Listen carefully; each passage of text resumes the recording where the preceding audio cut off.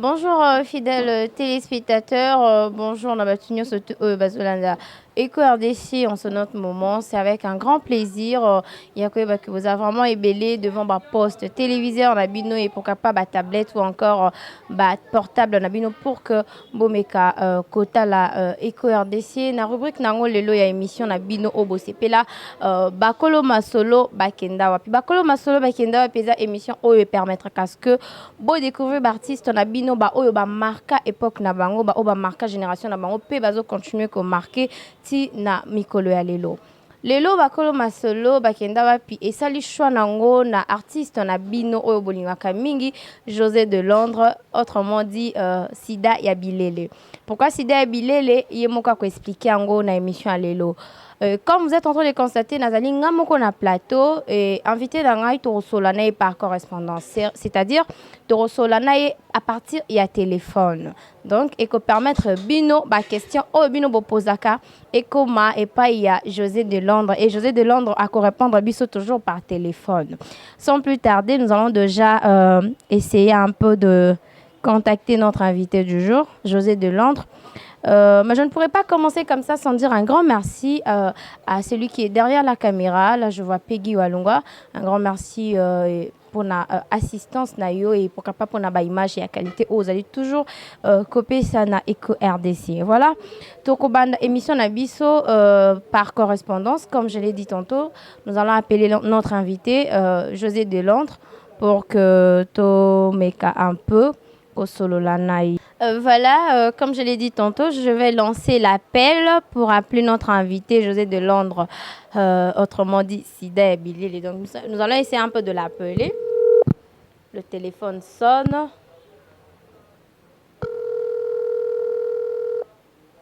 L'artiste c'est pas bazar maman Kambebele, hein. Peut-être oh là là, on va essayer, on va toujours insister.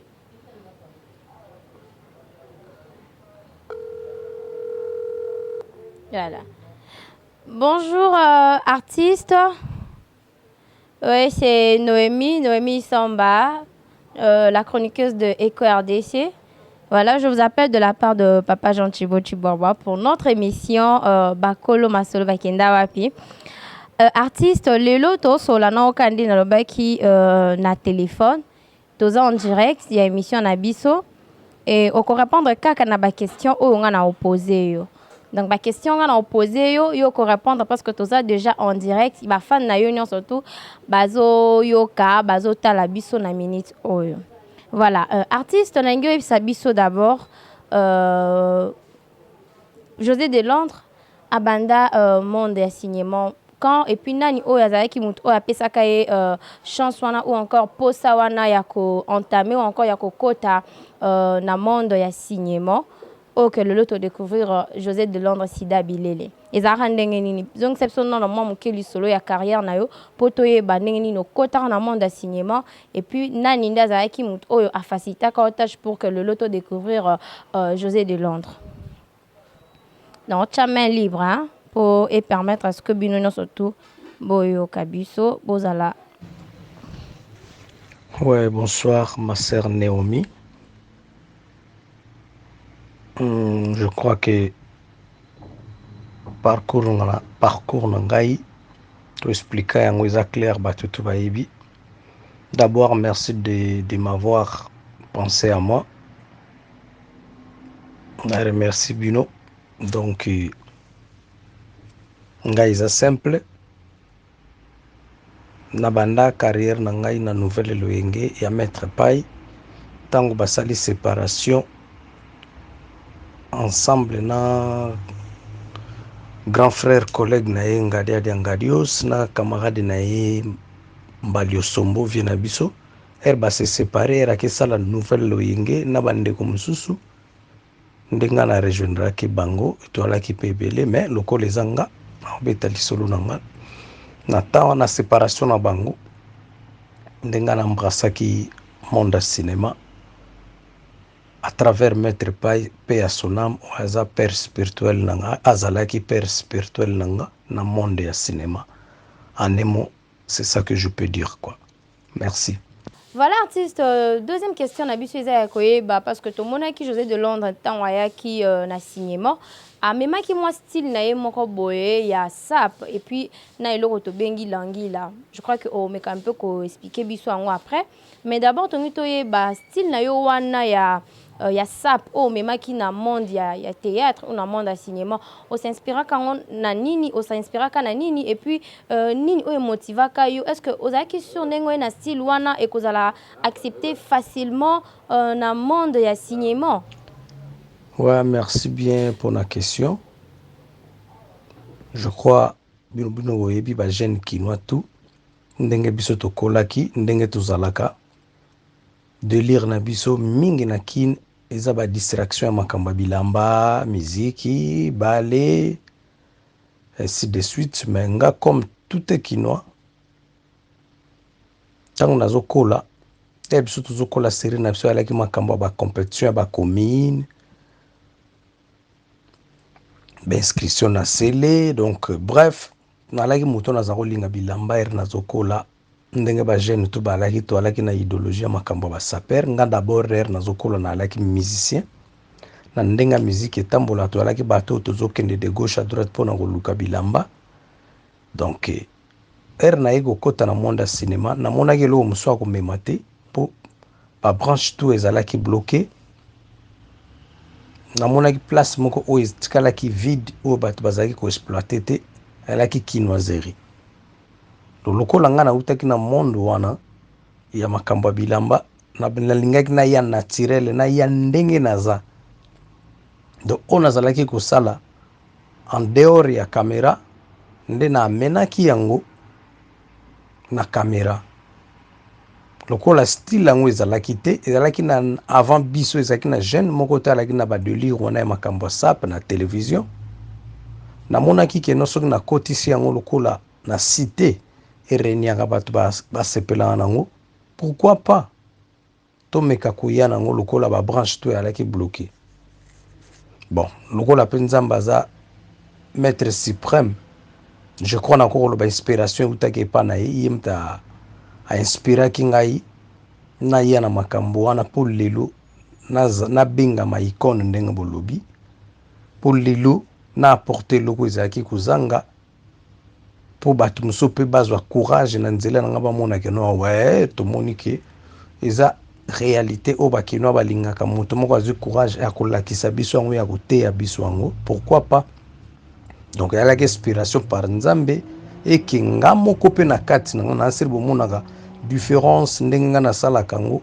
na nde bato mosusu basalaka oyo eza ya ye te ezalaka moins mécanique mais moi je le fais naturellement donc eza inspiration nzambe apesaki nazalaki bongo na cité nazalaki kolinga bilamba toalaki bato oyo totiaki bilamba liboso na makambo tu bon heure na embrasse yango rôle wana namonaki kino naemeka koexploite yango soki kobota moi quelque chose et puis bon lokola nzambe soki apesaka heure na amene yango exploser directement Congo est accepté yango pe ere comme en Europe et flashé voilà quoi.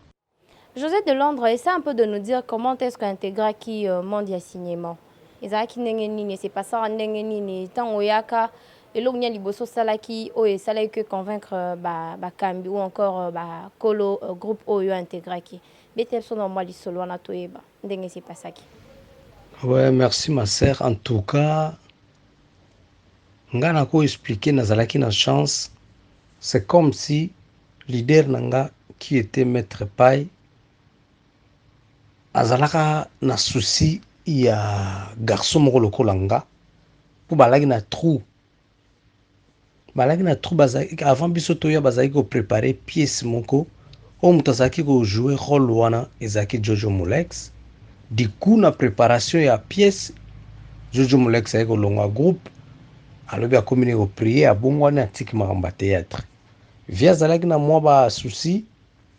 ok azalaki koluka bajeune mpo na baepoke wana avant biso to il y avait pas beaucoup de jeunes na monde wana du coup ntango nga na apparaître esalaki lokola plaisir mo bamoni keno bon souci ya eloko moko azalaki nango ekokisami tant on a se présenté na ba style wana a se retrouver qui d'abord yemoko mais oui que le gars ba leader bazalaka na ba problème ba ko sepela na yo mais ko ya tout droit na yo boete mais ngana sepe na remarqué que a sepela nga makasi po après répétition na biso abendanga pembeni nga pembeni nazalaki nga moko te so na pe abendanga donc bato toyaki sika abendaka ngai je crois tolaki 2 ou 3 master moko tozalaka ko jouer na ye pa azalaka azala jouer papa mobimba comme na ye mbati fois nayebi te soki atika théâtre ou pas comme ezalaka mbati fois azalaka koteka pe bilamba mais ye azala jouer père azala nayebi ke azala somba bilamba ngo na gambela atambusaka na banzela azala jouer très bien abenda biso pembeni po ezalaka facilité na basérie wana boye groupe leader abenda bino asolo na bino apesa bino conseil donc elakisaki keno tokoti ye aza na besoin tozala na ye donc nazalaki na chance nga na koti leader ou bien groupe balaki na souci ya mutu moko ajouer rôle moko ezalaki ya bajeune wana mutu azalaki akojouer yango Jojo Molex auti kolongwa nga na ye na style ya bajeune epi na bakisi kinoiserie oyo epataki leader amoni mpenaki no wow vraiment eloko nazalaki nango besoin yango donc chance nange ezalaki bongo po ezalaki souci bato mosusu bayaka bazokanisa ye te me nga ezalaki souci ya groupe bazoluka nani akosala eloko moko ya bongo ntango na ye toyaka mpe babato ebele me na style wana ya bajeune nalaki nga moko donc yango moni créaki nga badifficulté te ezwaki chance bapesaki nga chance na sala epi donc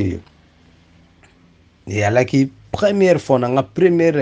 film na nga mpe mbala moko bato babetaki lisolo na nga na flashaki bato bayebaki ngai kokende tu yango wana quoi donc voilà ce que je peux expliquer. José de Londres nazo proposé ou encore nazo ko lakisa photo moko na ba fan na yo po ba mona ndenge ni José de Londres ayaki parce que parce que yo tango yaki déjà na sap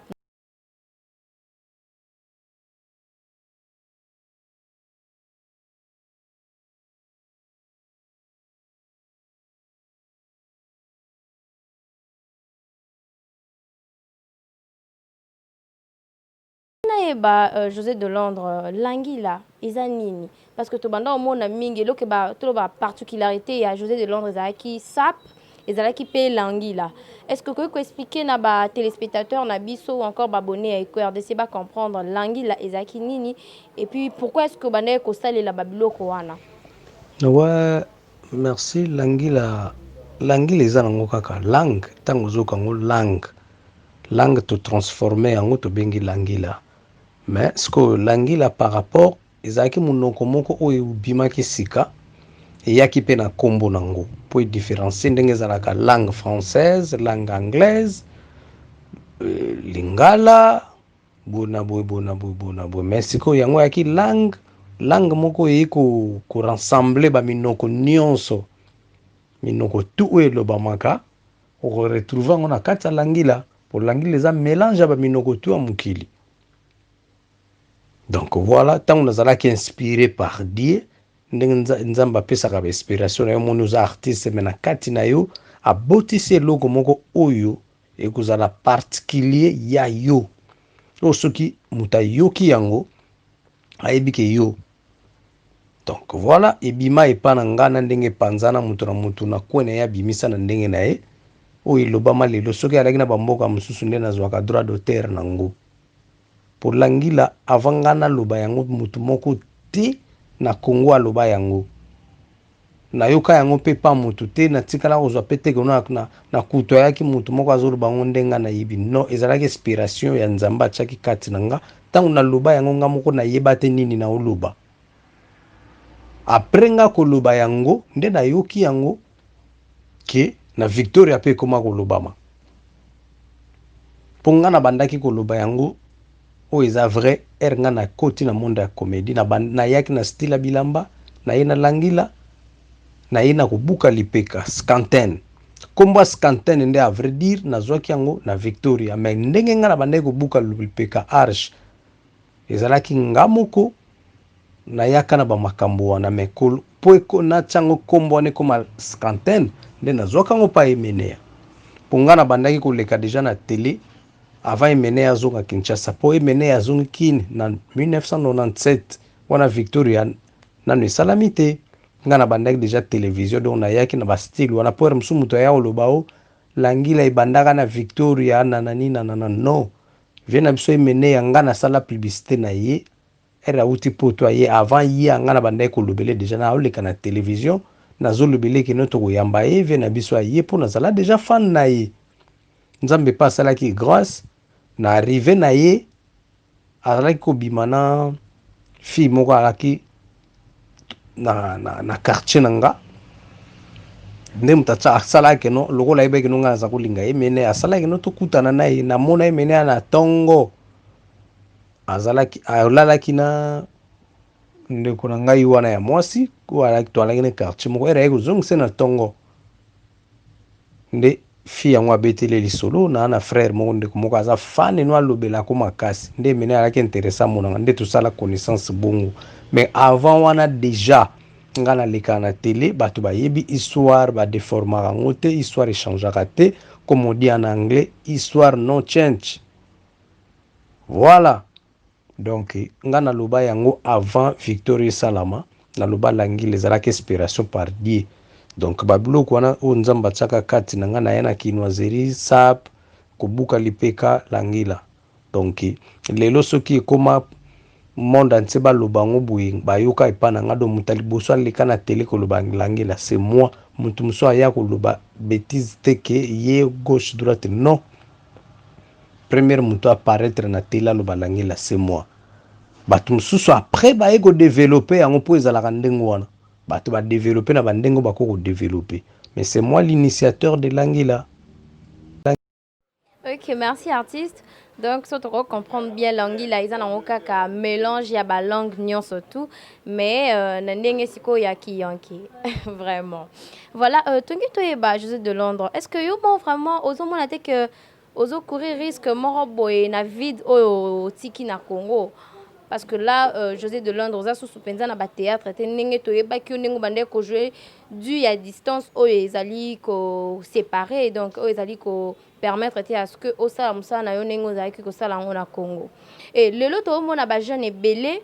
bazo bima kaka na même style ya José de Londres. Ozo mona te que non ba jeune wana ba ko ki pe ko étouffer José de Londres ou encore ba fanya José de Londres ba bossa na José de Londres muke ndenge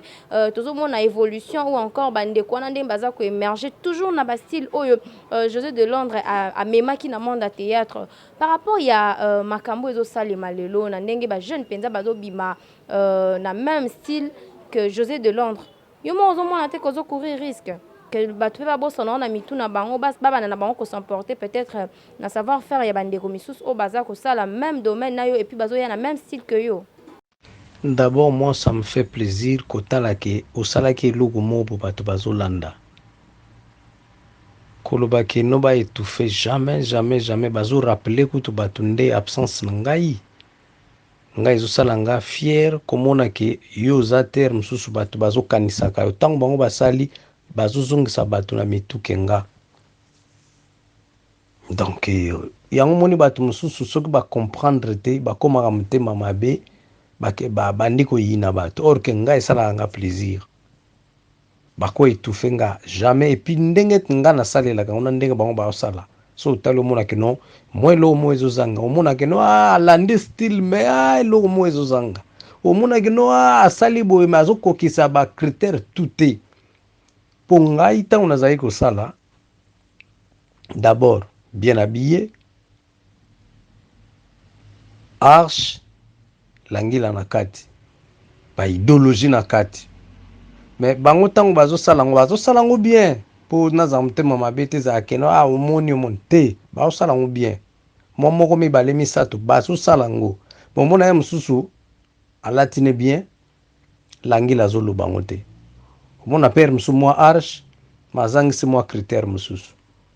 Mais moi, ça me fait plaisir. Et ça, l'a bien à mon akino à musala indimama musala kota bato bazo reconnaître. Mais kolobapi naza absanga naza absenté de temps en temps. Bande kon Afrique babenga nga na sali ba tableau à te mélanger na bango. Mais sauf que réalité a mikili eza makambo mususu na lingana mi pesa moi discipline na longwa mususu na ba misala ya terre auto utaki na moto umelaki na nguvu na tozaki kosala. Na ndenge toyei kozwa mayele mosusu wana bino tomipesa mpe valeur oko kosala n'importe quoi te ke babamona koka mpona plaisir soki mpo omoni lelo ata nazojoue nde tozalaka bato mabanga kilikili lelo ezalaka su te lelo soki nazojoue komona keno soki nazalaki kobwaka 10 mabanga na tableau moko lelo ekoma mosusu 2 3 ya reconnaissance donc par là vraiment sans problème bango bazosala ngo kutu par respect bazomona ke no tozosala ngo mpo tolanda vie na biso bamosusu mpe oyo baza bana malamu basengaka conseil ya vie tala boye ezongisa boye vie na bon ce qui est bien on me respecte par tous les comédiens tout sauf motu te kobanda na bapapa oyo biso totala bayaya oyo tokuti baninga oyo tosali na bango na baleki oyo baye nsima kozala na bango en tout cas aucun problème na bamsu na conseiller na bango bamsu donc on me respecte vraiment on est très bien en bonne relation avec eux donc côté on a tout sans problème ngai esala nga bien komona ki bandeko bazolanda lokolo ezosala moi bien donc nako sepela kutu ekola kola lisusu bamsu babakisama voilà donc promete kuna sans problème suis fier problème. Ok, artiste eza na bato mingi oyo lelo pona bango babengaka poto cimetière ya baartiste comédien. Pourquoi est-ce que balobaka bongo parce que soki ka bobimi libanda mboka botikaka mbala moko comédie to loba théâtre ou bien encore cinéma oyo bande kosala na mboka nanu ntango bozalaki na bakini awa ekomaka ke soki bobimi libanda bose concentre na bino makambo mosusu esalaka même carrière na bino bozalaka mpenza lisusu te ndenge bato bayebaki bino. Est-ce que oza de même avis na bato balobaka ke poto eza cimetière ya baartiste comédien surtout ozo partager même avis na bango ou encore koloba le contraire par rapport ya idée wana ou encore par rapport ya pensée au bato ndenge bakanisaka ke poto eza cimetière ya baartiste comédien nini oyo koloba par rapport yango. Problème na biso ezali moni ntango toutaka Afrique tozalaka na vision mosusu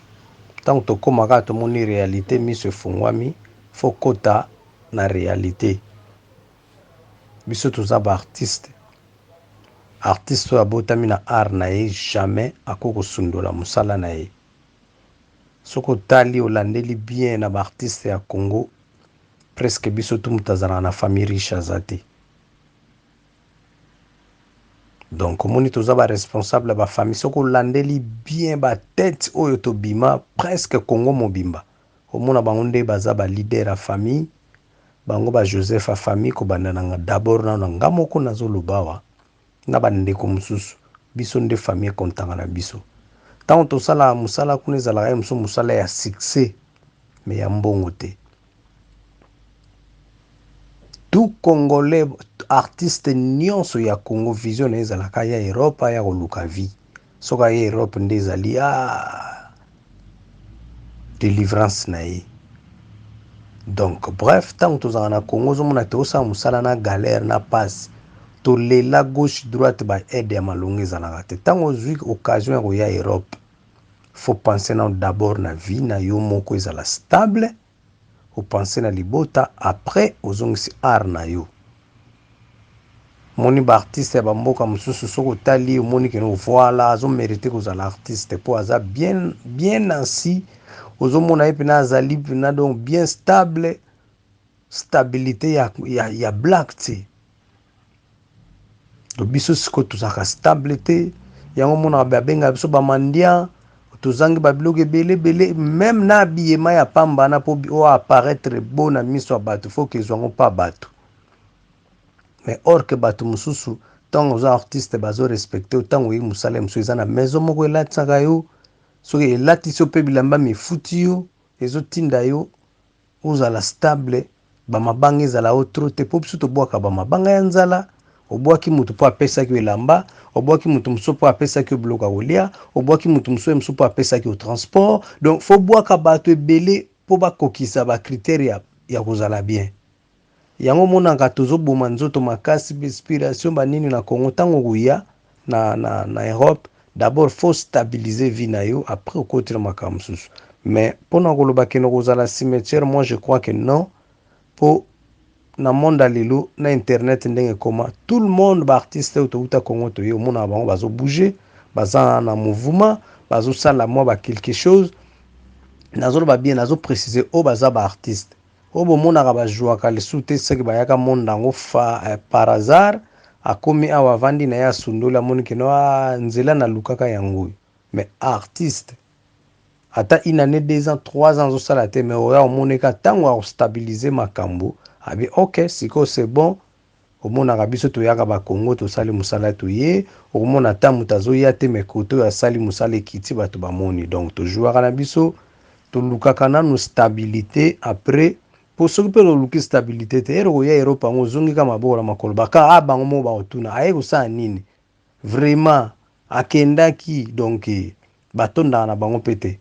Donc bref, ndeko na biso wana pona respect ya ba fan. Totika musala te ezalaka cimetière te to lukaka na no stabilité soko moni ki makambo evandi pona réalité a poto foza na mukanda po banda bouger. Donc pona kozwa mukanda fo landa mwa ba mibeko moko bo esengaka amburu emate soko ba biso kota na ndako de 18h okoti. Place ba keno chao soko za na temps okutana ba tout moyen te donc. Voilà.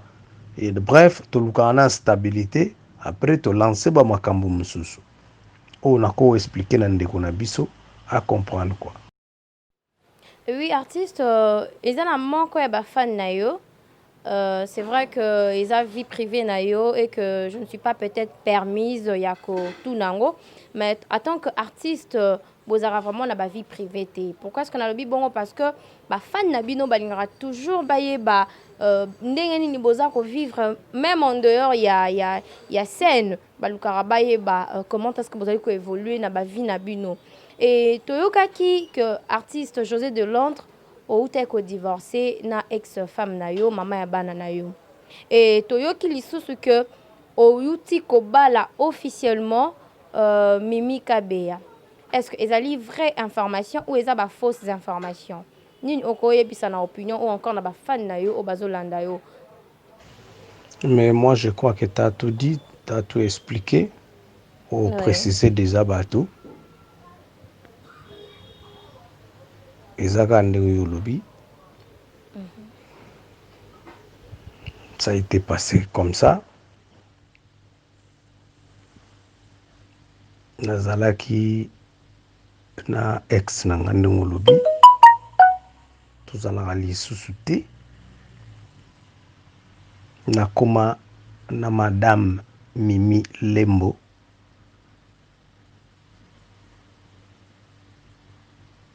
Officiellement, ouais. C'est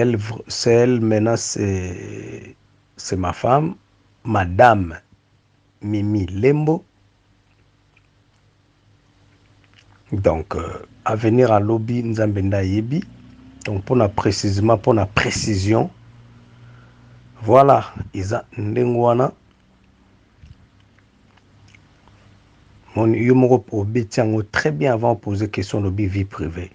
Donc, vie privée, tikalaka vie privée. Mais pour nous, la série na vie, bato bayebi na bango identité. Mon biso toza ba artiste to lo bombi vie privée. Mon bato ba kotaka ba sumare babimi selo na makambo suku tu yo mugu usalate ba coller yango. Ben je crois moni biso tango bato batala biso na télé mutu na mutu apesaka o identité na étiquette o ya lingi kopesa o mais soki mutu approcha o te a comprendre o vivre ndeni mais malembe bato bando découvrir que non façade o ya télé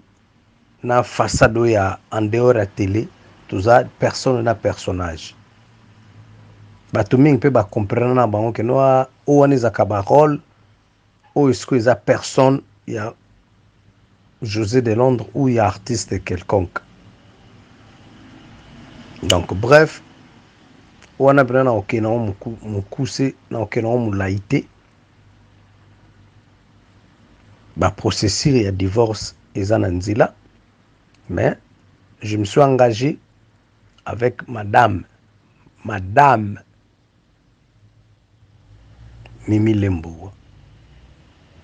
Merci. Ok,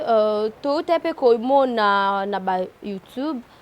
ex-femme na yo, mama ya bana na yo abimisaki ba secret moko concernant la personne de José de Londres que oza muta bakisi osara théâtre na yo ezara na bakisi oyo esalaka que José de Londres ayebana. Par rapport ya ba propos oyo ex-femme na yo atenaki na ba niveau ya ba internet,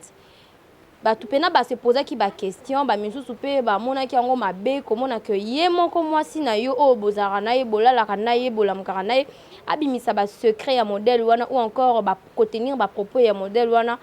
Yo d'abord esalaki yo ndenge nini komona ke mwasi na yo mama bana na yo ex-femme na yo à tenir tel propos à la personne de José de Londres oyo ozali mobali na ye ozalaki mobali na ye et ça ki ndenge nini est-ce que après okokaki kosala eloko moko ou encore ko démentir ba accusation surtout oyo ex-femme na yo alobaki à ton sujet? Ah, Laura B. En tout cas, vraiment c'est méchant, c'est vraiment méchant, c'est méchant, mais tout ça ni mama moni nde balobaka bolingo remplaçamaka na jalousie, bolingo remplaçamaka na jalousie, ndenge balingaka mutu nde bayinaka mutu, mais makambo mingi eyaka kaka na basi mibali to wana ndenge na biso to réfléchisaka basi kande memaka bango au-delà aosa n'importe quoi après regretter après. Bon, toutefois tozobenga ex me bana bana kati mabe na mabe te tonga na mona na bato bakisi omoni penaki aza na kisi vine momema kisi mais soki aza devant bato ndenge azoloba koma nzambe yo moko olobi mais non na bapaster mosuku tu na église batémoignage ti lelo ebimaka ke asala miracle na bamouchoir akweyisaka bato ya kisi me atangaka bible alobaka koma nzambe pampampo bato moto moko tandimaka kisi me nga je jure devant mon Dieu tozosolola no ere oyo nzambe nde ayebi mitema na biso na ntango se justifie te baoyo baapprochanga bayebi nde na se comportaka soki naa na kisi to naa na kisi te nazwaki ntango ovanda ne 5 ans aye koloba ngo kaka ntango toza te pendant 5 ans tozalaki ne ensemble amonaki kisi yango te nzambe alimbisa nalingaka kobeta masolo wana devant bato te nga naza motu naza artiste d'abord artiste babetaka kaka makambo na ye ata na ndimi to na wangani lelo moto soki alingi oignore nga oignore so moto alingi ondima nga ondima ne kaka mais question nango eza kaka avant tovanda ne 5 ans place moko awa na Europe abande kouta Europe azoya Kinshasa nayebanaki no depuis 2009 onga nayebanaka na ye 2009 naye koya Europe na 2013 donc 4 ans nano ya koyebana 5 ans ya kovanda place moko kisi amonaki te aremarkaki ata singa moko boye te o eloko moko boye akima atika mais du coup kisi eye komonana kaka na suka kutu te ntango toza lisu te allez-y comprendre donc eza ere mosusu kanda emataki ye amonaki keno mwana mobali oyo naza na eloko moko ya koloba te devant bato mpo bayina ye nakende ne na bandenge wana mais c'est pas grave bato bakomprendre na bango pere mosusu ayalaki nango kaka kanda na nkombo ya bana nalimbisa na ngai ye deja na problème nete na problème nete na otikala pe oza na problème nete naza reconnaissant na oyo asala longola nga Afrika mema nga Europe mema beleki ebele eza lokola mutu apesi yo bilei ya bakesi zelo na kati. Allez-y comprendre. Donc c'est pas grave tobeta makambo wana pena trop te mama eza lokola soki nazo solo la bonite nazo funde pa bato nzambe nde aza juste ayebi tôt ou tard juste nzambe kosala ma vérité oyebanaka nango kwa naza bajara kolobaka mabe ya bato te mais un jour nzambe akotutaka mitema ya moko na moko oyo bayinanga to oyo bandimaka makambo to oyo bazwaka ngai na bandenge mosusu nzambe akodevoilaka ngai kwa totanga koma nzambe na buzoba te kwa eza pe na 10 commandement kotanga koma nzambe na opamba pamba te soko ozotya koma nzambe na buzoba mabe bapaster ebele tomona baza kosala bamiracle baosala pe danger bamakambo danger mais tala lelo nde baopublie bango ta nde baodevoile bango soko obatami na nsima nzambe ntango akodevoile yo monde ekosanza yo na kamwa na ngango te mpo azalaka kopromettre nga lelo so toza te na kosambusa o na kamwa kango te donc voilà mama nayebi so kaka na mokuse keno bolingo se transformaka na haine donc soki moto ana haine no akobeta masolo no ya bien te kwa me nga na témoignaka bien na ye oyo asala mpona nga donc premier ya nango te mama soki naza moto abakisi eyebanaka bato nga na viva na bango avant ye estce baremarkaka yango te bakamarade mpe oyo navanda na bango ata moto aremarka yango te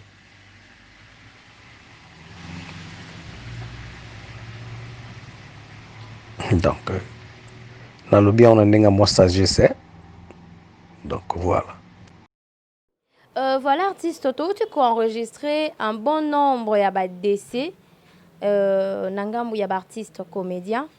Disparition à collègue na yo ya msala otobengi ba artiste comédien. Et ça là qui on ndenge nini et puis pour na yo ko analyser ba décès wana ezali dû à quoi? Nini vraiment eza ko se passer na milieu na bino ezo sala que bozo pe maté ezo sala kaka au mona o kuna kufaki une semaine un mois après bo kufeli lisusu pour na yo ko sala lecture nini par rapport à ba décès o ezali ko landa na successivement na ngambu ya ba comédien. En tout cas, na point wana ce que je peux dire en un mot, liwa elakisi bokasi ya nkolo biso ntango tozokola bamateya toza kozwa na église aza koyebisa biso place ya matanga eza place oyo ezongisaka moto na kibomoto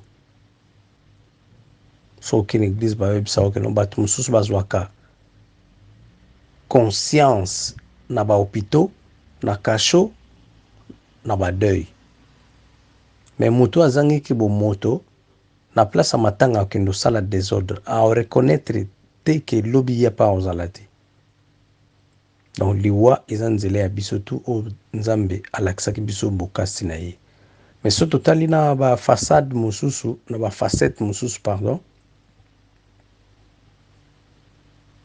moni baliwa mosusu ezoza normal te soki totali très très bien bato ndeko na biso oyo tu bakufi so tolandeli yango omonaki eza baliwa moko eza normal te okomona mingi famille eza na kati oyo eskize nga vraiment naloba bandeko tu bakufi oyo toperdre wana soki olandi moko mibale misato eza baliwa oyo ere mosusu abelaki normal ntan na ye ekoki ere mosusu mpe age mais mingi soki tokufelaki ere mosusu 20 personnes sur 20 personnes omonaka baliwa ya voie normale ekozala 2 ou 3 17 tout etikali eza baliwa ya bien te omona famille eza na kati so tobi to banotanga moko nga na koexplike yo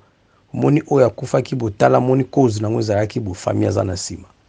omoni oyo ndenge ezalaki bo ndenge eyeli bo eza ere mosusu ye moko moni on ndenge zabu ndenge talmi kombo bome pona respect ba wei un esprit ya bien ngana linga kopesa respect na ba wei pi na bato baliwa wana msusu bamo babriskaki mingi famille za na sima makambo wana mais paix à leur âme nzambe abatela bango apesa kimia na mabota na bango mpo bato bakufisa ti lelo baregretaka bazalaka na basusiere mosusu bango bazala kosimba famille batikala na bavie moko ya misère bato basamburia bana bakota galère baboti ere mosusu mpe basamburia bato bazala kosunga bango bazalaka su te baoyo bazala kolobaki no moninga na so bamonanaka su te do babiloko wana ya interpele biso ndenge nini ya kosorganize na bafamille na biso babiloko nalobaka ngo avec pasi na motema avec douleur nga makambo aliwana kokaka su te nga nakufela papa nga azalaka mokifikifi depuis papa na biso akufa nakokaka komona moto alela te so namoni place bato bazolela mai ya miso na nga dans le vide sans nakanisa na bande olela so moni bantunga baentourage na nga babetela nga makambo aliwa mwa tro te depuis na perda père na nga soki kaka namoni bato nakokaka koresiste 1-2 minutes place bato balela te soki namoni bato baolela il faut nalela automatiquement ya miso efo ebimanga donc okufela bandeko na biso ndenge tokufela bango wana esalaka pasi donc ezalaka sue na biso te me biso tulobi tokozala te tobongisaka etamboli banzela oyo bandeko bakeyeli ekomela biso te biso oyo totikali tokufa na voie normale soki nakomi na bapoint ya kelobi tokokufa etindaka nga na pardonne bato basalaka nga mabe etindaka nga na pardonne bato oyo nga nasala mabe oyo mpe basala nga mabe nzambe abatela milimo ya bandeko na biso bakei avant na baliwa na bango te mais oyo mpe basala bango ndenge wana to basalaka bato bongo baotika libanga te bahitler kutu bakenda bagrand prêtre Mobutu kutu bakenda nga naza nani to oyo oza nani oyo ozokontinue kosala bato mabe mpona oyo ntango ozosala bato mabe bato mosusu basala bato mabe ere mosusu mpona bien moko boye ekobomba oyo te na mokili pendant 5 ans 10 ans okosilisa yango ere mosusu pendant quelques mois pe quelque temps otiki me obomi molimo ya moto mobimba oyo azalaki likonzi ya famille ere mosusu par jalousie kaka olingi motu te pembeni na yo olobi molimo na ye ezala su na mokili te après lobi pe yo eloko yango owelelaki na moto otiki yango ça fait mal vraiment ça fait mal bandeko tozwa conscience oyo totikali toteyama toluka elongi na nzambe na ndenga bien mingi babeta tolo na mokili lelo tobaza te donc tokoleka lobi donc nga na bapoint wana ezongisaka nga na kibomoto vraiment donc pasi na motema mais on peut rien faire nzambe nda yebi ma oyo nyonso ebombana nzambe nda yebi artiste koyoka yo na début ya émission olobaki que ozalaki encadré par maître pai oyo aretrouvaki mpenza bacompétence ebele kati na yo ntango amonaki yo pour une première fois aretrouvaki que oza artiste que oza na eloko moko oyo ya bande koluka yango omoni asatachaki na yo et koyoka to koyoka komona décès ou encore quoi apprendre nouvelle ya décès ya maître pai ozwaki yango wapi et puis nani informaki yo et après koyoka nouvelle wana comment est-ce que tu t'es senti après nouvelle wana ya dossier ya maître pai azali moko ya bancadre na moko ya bato oyo aidaki yo vraiment makasi na signement na koencadre na mamba théâtre? Ouais, maître pai il était mon père spirituel, c'est lui qui m'a façonné, c'est lui qui a fait que Batouba Ibanga. Donc je lui dois beaucoup. Vraiment, il mérite beaucoup de choses chez moi. D'abord, pour embrasser le monde de la comédie, na talaka ye, na sepelaka na ye, na approcha ye. accepta nga na groupe na ye alinga nga tia nga pembeni na ye bato bayebi na se dernière émission na ye avant akufa abeta makambo nga nazoloba oyo ayebisaka asala émission na adoyi owe aexplika ngai nde nazalaki kolongole basusi ndenge lisboy esalamaka bave mundweri pe ya sonambo ave gau camarade na ngai sobe vekisiter balongwaka azalaka na douleur mpasi na motema moto azalaki kokonsole ezalaki nga alobaki yango ye moko na dernière émission na ye lo bato bayebi nazobeta masolo moko boye to nga nazoevante donc maître pai alaki papa na ngai oyo asalakisi nga mosala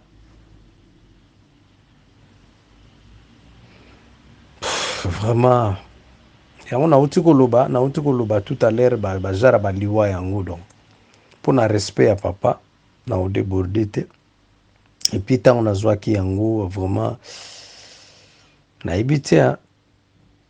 mitia na esika na nga en tout cas nayebi te ezalaki facile te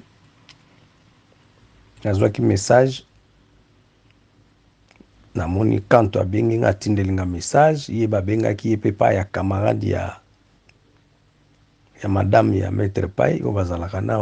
bazalaki nawa epuis ye abengi nga mpo ainforme nga na verifie nabengi mbala moko numero na ye nazwi petit frère na ye oyo tosalaki na ye makambo ya enterrement ramazani nda confirme nga diku mbala moko nabengi viembalio nabengi sobe voilà ndenge ekendaki epesaki mpenza pasi makasi mais nzambe azwa contrôle ya makambo tu nzambe azwa contrôle donc liwa kala tozalaki ezalaki kokamusa biso soki oyoki moto akufe donc eza eloko moko grave na niveau moko me lelo tokomi kozwa yango normal so babengi bayebi so moto akufi donc ozomona yango lokola normal or ke eza normal te nzambe apesaka biso 80 90 100 plus 100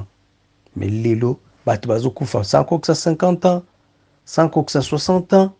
baage moko boye komi nango lokola normal bato bazokufa jeune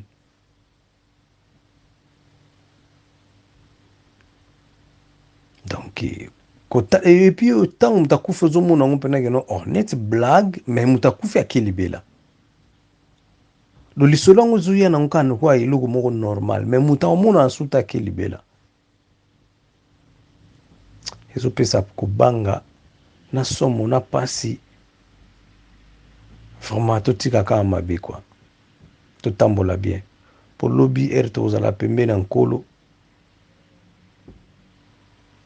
toluka toyeba nini ya kosamba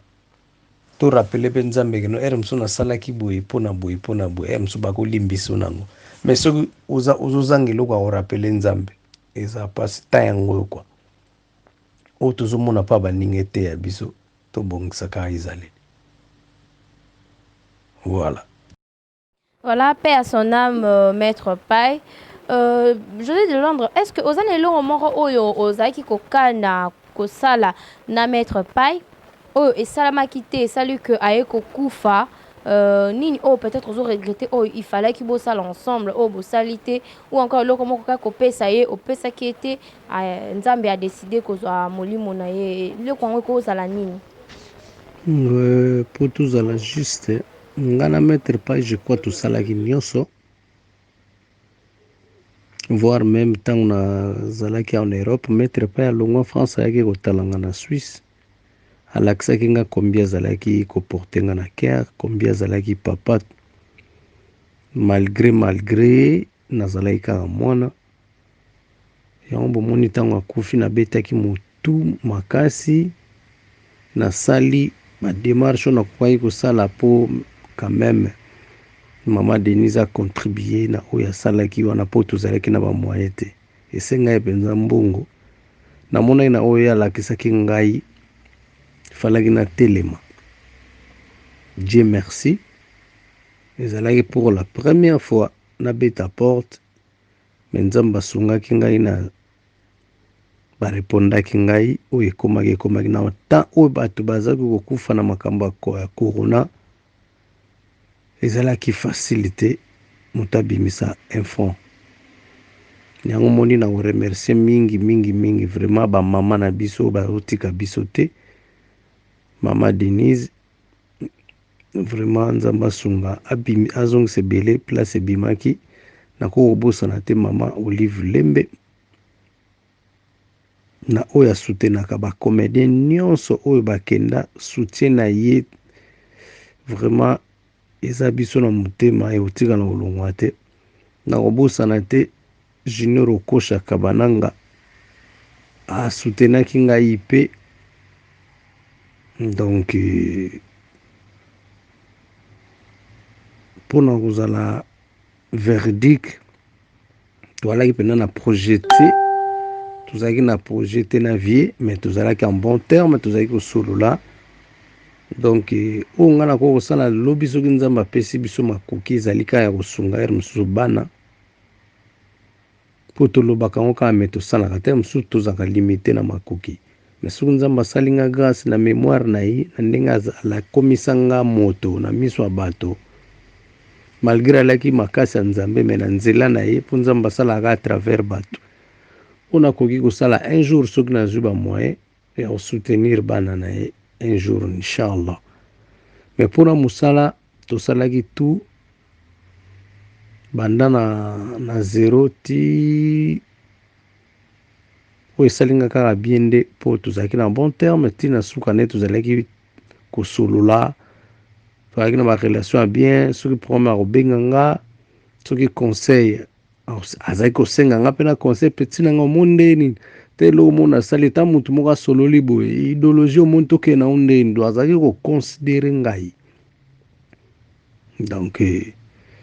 en tout cas mpona calcul to na projet tozalaki na calcul te tozalaki na projet te natikalaki mpe na eloko moko te efalaki nasala mais barespect kaka nazalaki kopesa tanke père totikalaki kobebana ata mokolo moko te tozalaki ne très bien. Donc voilà ce que je peux dire quoi. Artiste José Delorme, je crois que tu as commis vraiment chuté, tu as commis qui est vraiment malé vers la fin de notre émission. Mais une question, tu as analyse ni to lecture ni no sala par rapport à l'évolution, il y a signement congolais, il y a l'élo. Est-ce que comme déjà na niveau moko boy, est-ce que baza ko kende vers l'avant ou pona yo au mona ke baza no stationné na limite moko boy zo senga ba effort lisusu ou encore ba soutien pour que ba ko kapé kozala lokola bande ko mususu otozo mona ba signement ya bamboka misusu ndenge baza ko pesa bango ba moyen possible ba soutien pour que et comme pena na ba niveau international. Est-ce que ya Congo P ya Kinshasa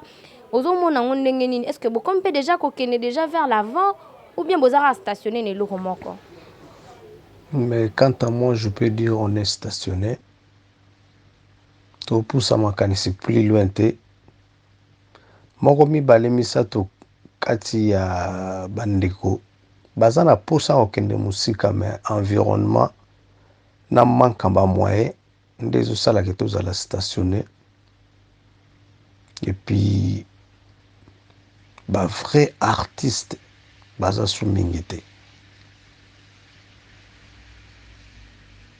mingi ba pot de fleurs mutu bakomi mwa trop ndezoboma musala ndebomi musala mais etikali na ngo elo moko gagne pain mutu azosala ngo ka po se retrouver musala eza te eloko akosala eza te bato mosusu batangi ba classe place ya kosalela ba diplôme na ba classe na eza te abi oh pourquoi pas en la théâtre facilité zali tosala kaka mais makambo esalaka no musala ya avancé eza te mais peut-être lobi o bakoya na vision ya musala bakotombola culture na biso bako changer moi vision mususu ba directive bakomemela makambo so bien ba biso moko pe ndenge tozo penser ndenge tozo mona makambo ozo kena kokufa soki tozui makoki ya bien ya kosomba matos ya bien mpona mosala ya komema réalisateur ya bien mpo tomeka komona makambo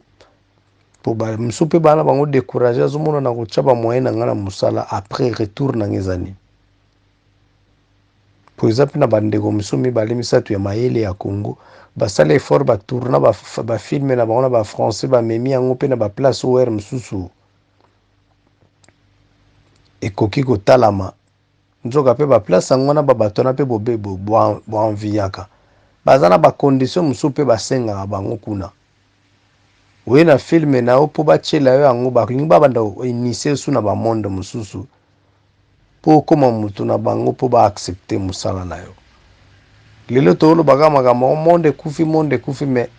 omona mpe motu moko boye asali mpe eloko ya malonga te me bo aza moto ya soki world soki Hollywood soki nini kombo bino bomo bopesa yango me bacondition eza kuna mpo ebima bongo ebikoma bainternational fo ndima mpe bacondition mosusu yango ozomona ere moko bato babanda kala baevoluaka te ozomona azoevoluaka te mpo alingi bacondition te monde na biso ekoma kotambola na bamakambo ebele ou bien oaccepte makambo yango oavance ou bien ondimi ozwaka kaka mo eloko moko bokola libota na pasi me oumela na mokili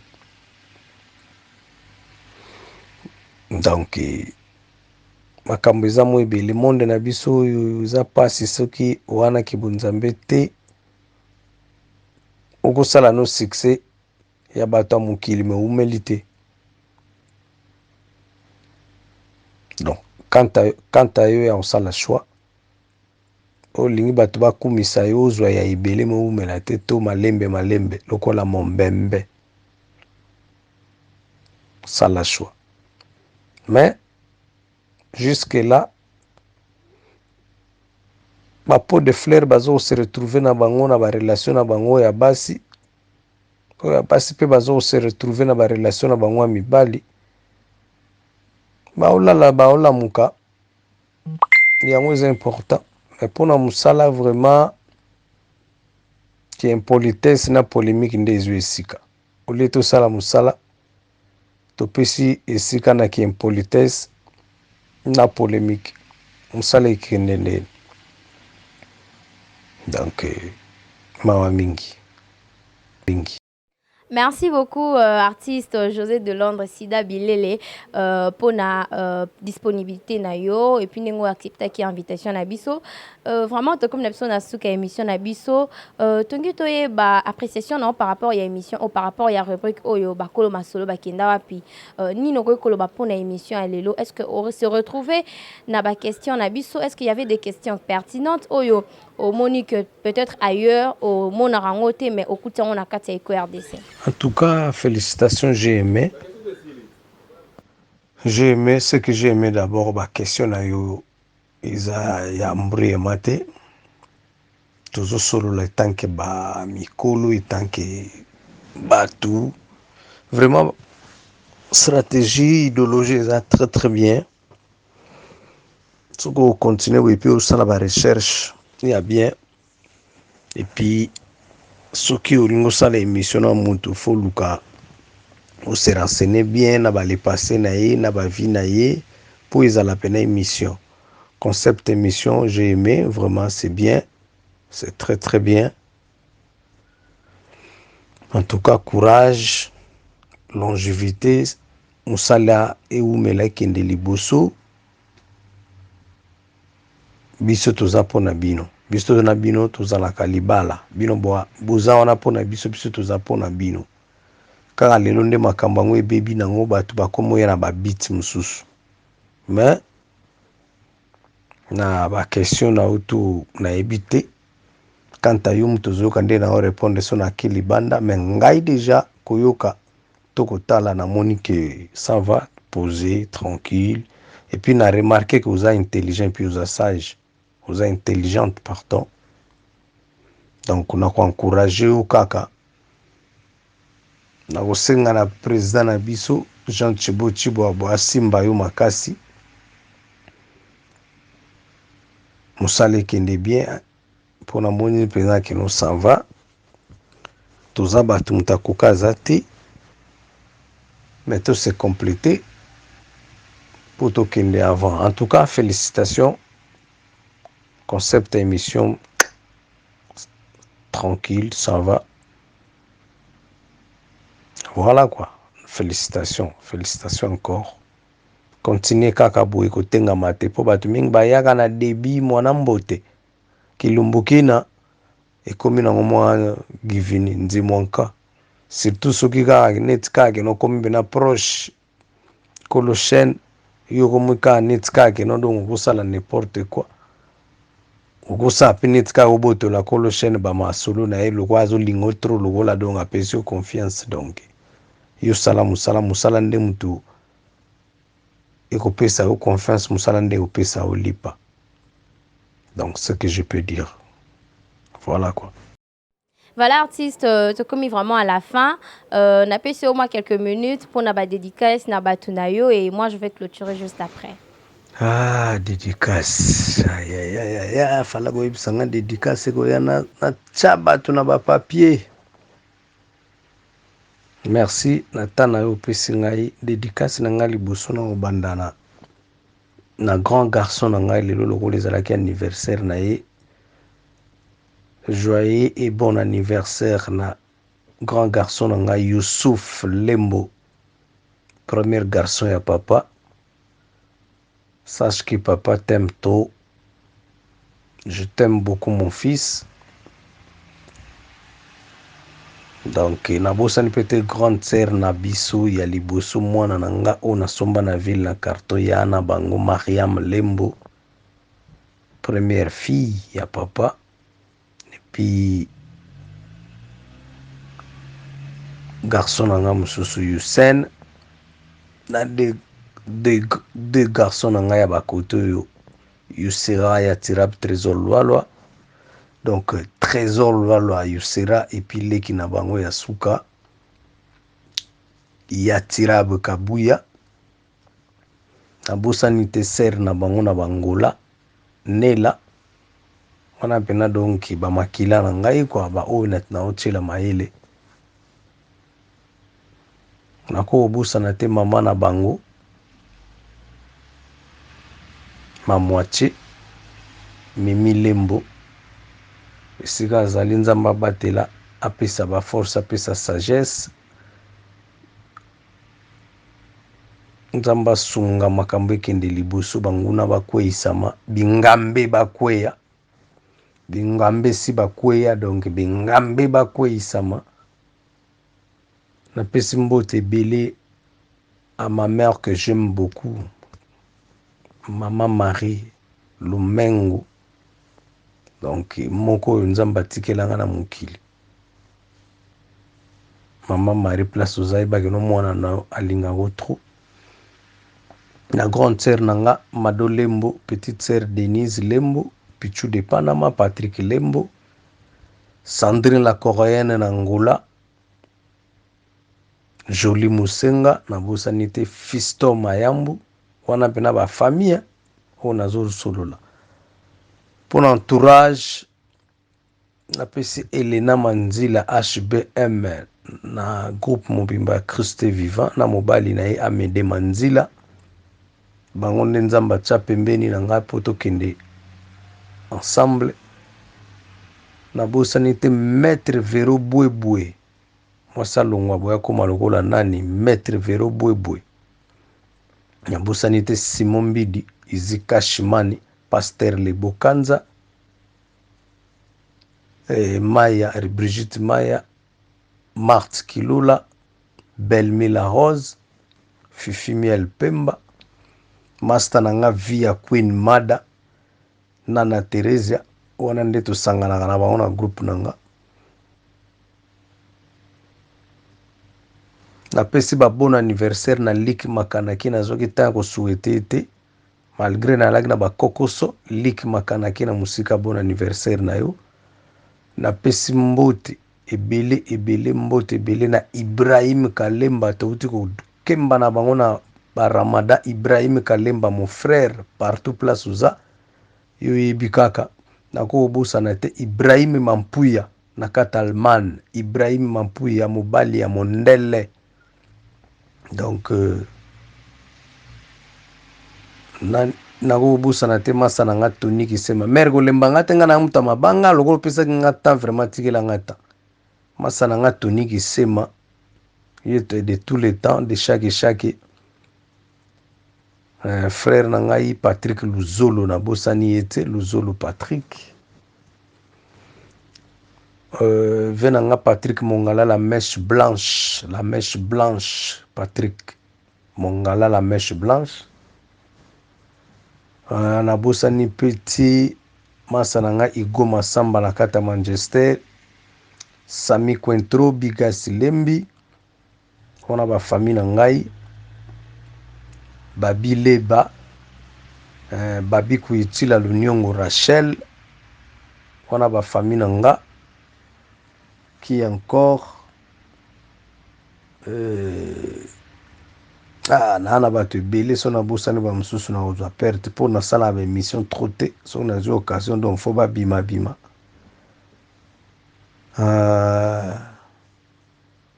bon namoni mpo na lelo tokosilisa trop te tokosilisa bango tout te mais oyo babimeli nga na motu bango wana. Donc je crois à la prochaine so tozwi occasion tokosala liste tokotika bato mosusu nalingi yo trop mosala ekende malamu ka nde touti kosolola nzambe apambola apesa ba inspiration oluka bato ya bien oyo bosala na bango émission intelligente. Voilà quoi.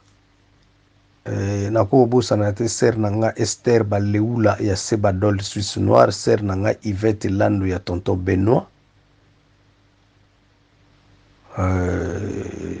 nani nabosani ya Ntimba na kata London, Asani ser na nga Asani ser na nga ya Islam, Zena Asani bambute na bebele nani lisusu ukata mabanga te mero bagina tikilo utikila ngata donc nazwaka tango bwaka te donc na mukuse ser Madolembo na yebite so na tanga kito na tangite grande ser nanga le petit nanga Juma petit idéologie mwana ser nanga Yacine Gisèle Kabeya, Christian Kabeya, Coco Kabeya, Mamarili Lianda, Mama Bokilo, Botela ngai madame. Na bosanité master madame Fanny. Fanny Massoudi. Et puis tous les comédiens, Masananga l'a dit, Sobe na musika.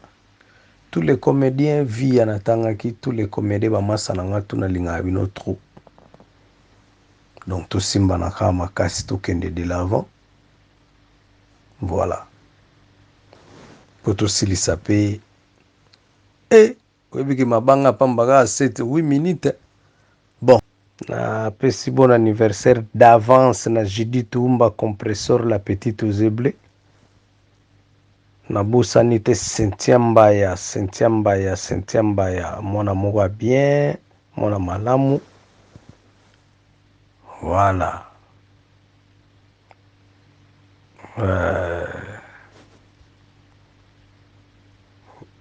Vita Kaluji na go bosana te Vita Kaluji masananga dadi mavungu vungule.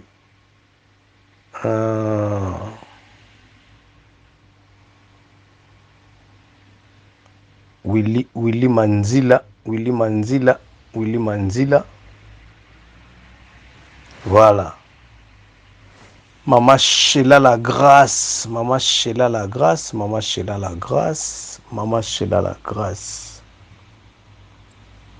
Venanga Didier Kulungu mobale odile makaya.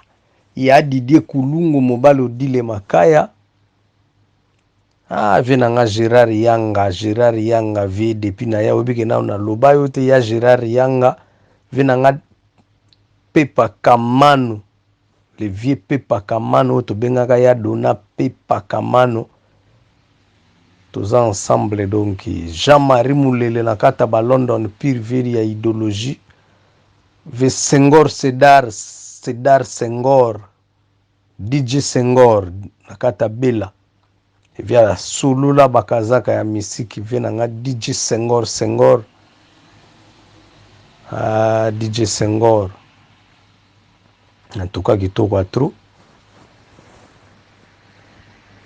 Ba famille nanga tu oyo bakoti te lelo bokokota kaka mabangi siliti kombo moko ezoyelanga ezokima mais c'est pas grave wana nde baoyo totikali na bango na mutu mbala nsima tokosala liste epuis kala mingi te tokosala bafilme kote oyo tosangisi na chaîne officielle ya Mimi Kabea bato batala bamona ba evre oyo tozwi koto bon mpona lelo tikitsa Voilà, tu comme vraiment na suka ya émission na biso mais tu ko ça l'analyse moko ya muki avant que tu clôturer boyo kindenge artiste José de Londres à répondre na ba question nyon surtout au bino bosengaki et je crois que boza vraiment satisfait ici quand tout bozali mais elo ka to ko retenir eza que José de Londres a meki ko démentir ba accusation mais sous oyo bato baloba ki pona ye et surtout et pas ya ex-femme na yenga loba kazana ba kisi boyo ki monenga lobi que kisi c'est vrai et mona na kana ngote loba mais bato oyo ba approcher bato o baza ba proche na ye ba yebi comment est-ce que avivaka ba on est mutu ba ko éclaircir biso ou encore ko éclaircir opinion ceux qui azana kisi ou non parce que ye moko ceux qui ameki ko loba ou encore ameki ko démentir yango que non azana kisi te muta rondi maye a ozalate pourquoi parce que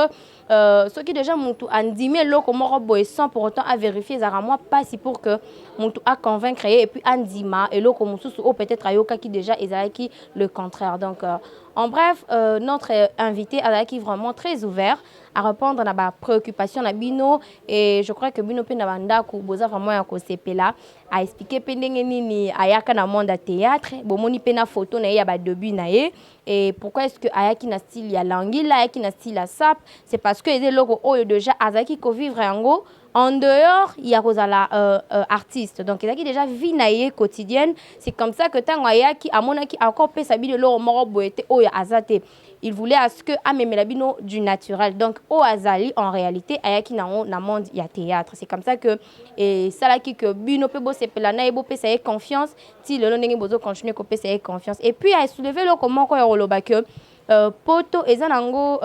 cimetière ya ba artiste te mais sauf que tant bakendara libanda wana bamboka bapaya et ça là que ba meka kolanda lokolo ya mboka wana ou encore kolanda ba discipline ya mboka wana pourquoi parce que baza ba responsable akoyi komemaka comédie mbala moko bongo te sont pourtant aye ba terrain donc il faut quand même bazwa temps ya koyeba mboka wana etambola ndenge nini peut-être pas ko luka musala en dehors ya kozala artiste comédien. Donc, il y a un que c'est que peut-être bon mon amour absence il y a José de Londres et aussi n'engé bande comme sous baza ko évolue na même style il y a José de Londres pour na écouter sa fierté ils en ont peut-être il y a comme nango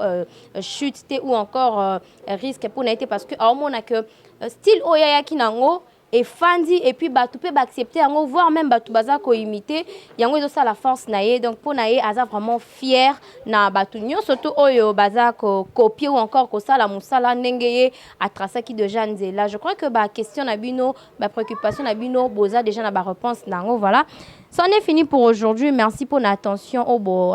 ça qui vraiment na Eco RDC na émission na bino bakolo masolo bon mais ça nango bakolo masolo bakenda puis eza vraiment émission oyo et au sala que to sola kana ba icône ya signement congolais to sola na ba grand bateau ba marka ba époque na bango bateau bazo continuer ko marquer ba génération en génération donc bakolo masolo nouvelle émission bon mais ça nango eza émission moko kitoko oyo sala que bo sola na ba artiste na bino quel que soit place bazali nde bo chomo na que to solo ina